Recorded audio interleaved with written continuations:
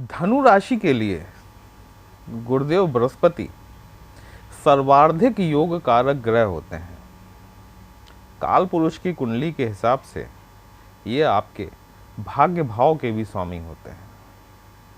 और कईयों बार जब ऐसा होता है कि हमसे कुछ गलती हो जाती है तो प्रकृति हमें एक मौका जरूर देती है कि हम उन गलतियों को सुधार सकें और अपने कर्मों को इस हिसाब से बैलेंस कर सकें कि आने वाले समय में उन गलतियों की वजह से दुख का समय की पुनरावृत्ति न हो। नमस्कार दोस्तों, कैसे हैं आप सभी। मैं आपका ज्योतिष मित्र श्लोक वर्मा आपके अपने चैनल श्री हनुमंत कृपा में आपका हार्दिक स्वागत करता हूं, अभिनंदन करता हूं। साथ ही बड़े भैया श्री हनुमान जी से निवेदन करता हूं कि वे अपने हनुमत कृपा परिवार के सभी सदस्यों को सुख समृद्धि प्रदान करें, उन्हें उनके कार्यों में आशातीत सफलता प्रदान करें। दोस्तों, आज हम बात करने वाले हैं गुरुदेव बृहस्पति के वक्रत्व की, जो कि धनु राशि से संबंधित है। देखिए, जब पिछले साल की बात अगर अपन करें, थोड़ा सा रिकैप में लेके चलें, तो जब गुरुदेव बृहस्पति के ट्रांजिट आपके पंचम भाव में हुआ, मतलब 5th हाउस में हुआ, तो यहाँ पर राहुदेव भी आ गए और राहुदेव ने गुरु के साथ में युति करके राहु चांडाल नामक योग का निर्माण किया। जैसा मैंने अभी आपको बताया कि धनु राशि के लिए गुरुदेव बृहस्पति सर्वार्धिक योग कारक ग्रह हैं, लेकिन राहु के साथ बैठ जाने के कारण वो आपको वो परिणाम नहीं दे पाए जो कि गुरु से अपेक्षित किए जाते हैं। पंचम भाव में बैठकर गुरु की जो 5वीं दृष्टि थी वो आपके भाग्य भाव पर पड़ रही थी, लेकिन भाग्य का वह सहयोग आपको नहीं मिल पाया जो गुरुदेव आपको दे सकते थे। दोस्तों, यदि अभी तक आपने अपने इस चैनल को सब्सक्राइब नहीं किया तो मेरा आपसे करबद्ध निवेदन है कि आप अपने इस चैनल को सब्सक्राइब जरूर करें। वीडियो को अंत तक अवश्य देखें, गुरु से संबंधित कुछ उपाय बताऊंगा। यदि वीडियो आपको कहीं भी अच्छा लगता है, आपको समझ आता है, तो चैनल को लाइक और शेयर जरूर करें। जय श्री राम कमेंट बॉक्स में अवश्य लिखें। अब एक खगोलीय दृष्टि से देखा जाए तो एक बहुत बड़ा परिवर्तन होने वाला है, और मैंने ये सोचा कि मैं आपको ये 3 माह पहले ही अगर मैं ये सूचना दे दूं तो कम से कम हम कुछ उपाय करके जो वक्त हमारे हाथ से रेत की तरह फिसल गया है उसमें कुछ सुधार किया जा सके। दोस्तों, 5 नवंबर 2024 को गुरुदेव वक्रत्व को प्राप्त हो रहे हैं, अर्थात मार्गी से वक्री हो जाएंगे। 5 फरवरी 2025 तक ये वक्री ही रहने वाले हैं, या कहें कि जब तक इनका ट्रांजिट नहीं हो जाएगा तब तक ये वक्री ही रहेंगे। और अपने इस वक्रत्व काल में गुरुदेव बृहस्पति चंद्रमा के रोहिणी नक्षत्र में गोचर करेंगे। कुछ समय के लिए मृगशिरा में जरूर आएंगे, मंगल के नक्षत्र मृगशिरा में जाएंगे, लेकिन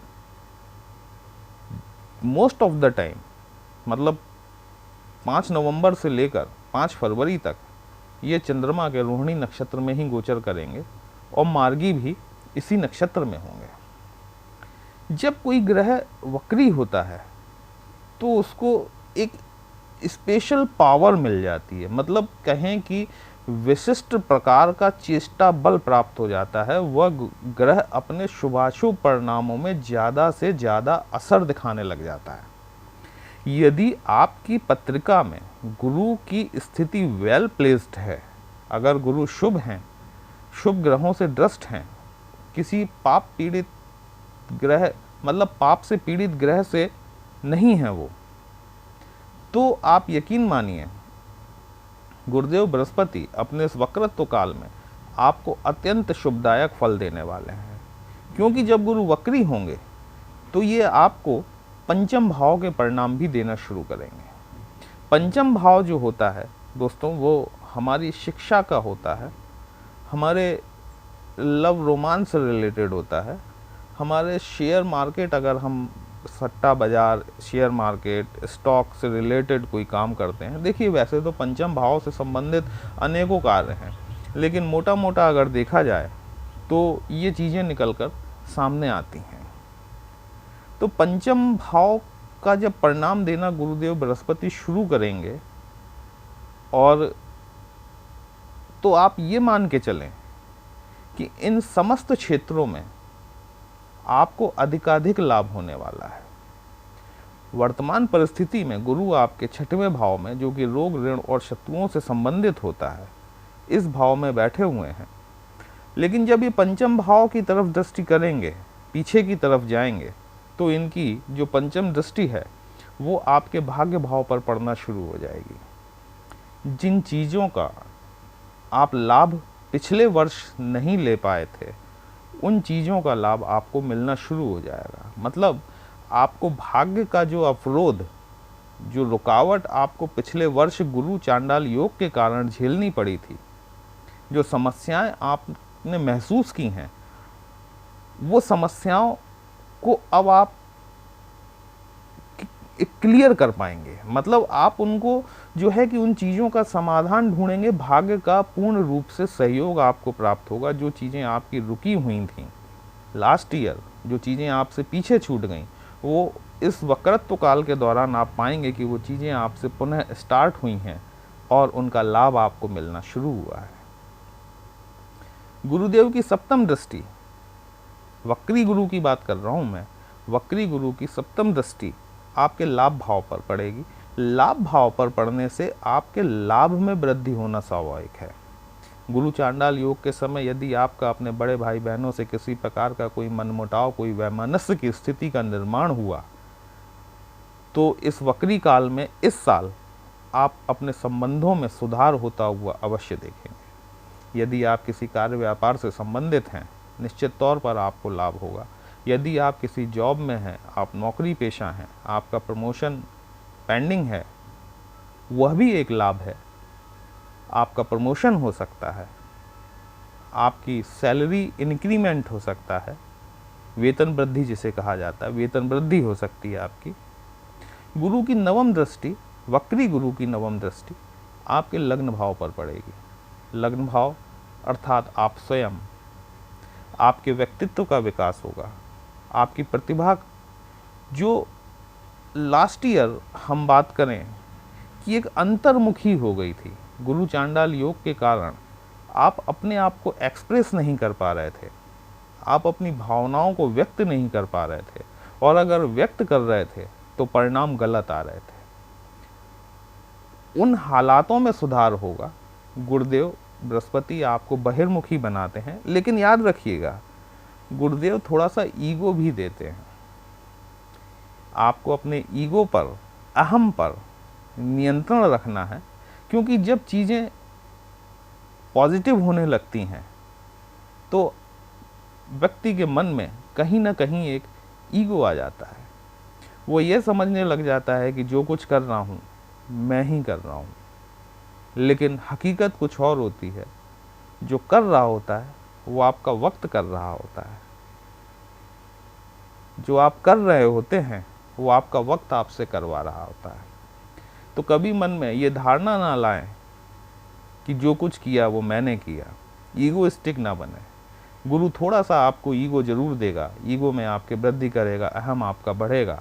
इस पर आपको नियंत्रण पाना है, और यदि इस पर आप नियंत्रण पा लेते हैं तो यकीन मानिए दोस्तों कि ये जो 5 नवंबर से लेकर 5 फरवरी तक का टाइम है आपके पास में, आपके लिए स्वर्णिम काल सिद्ध होने वाला है।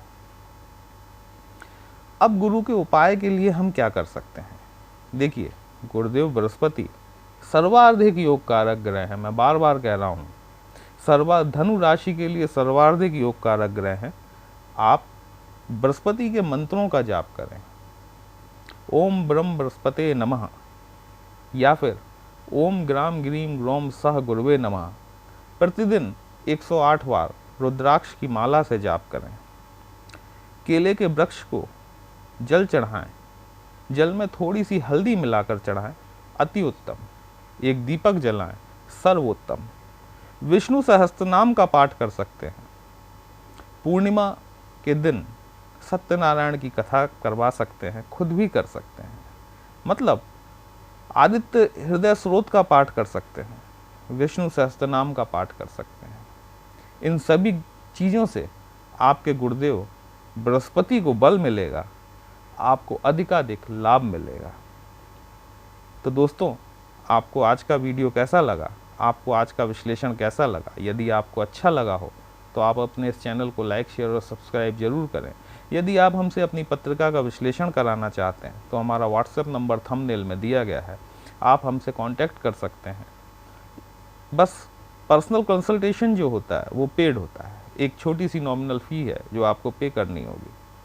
आपकी समस्या का समाधान करने का प्रयास निश्चित तौर पर किया जाएगा। चलिए फिर मिलते हैं एक नई राशि के साथ, तब तक के लिए जय श्री राम।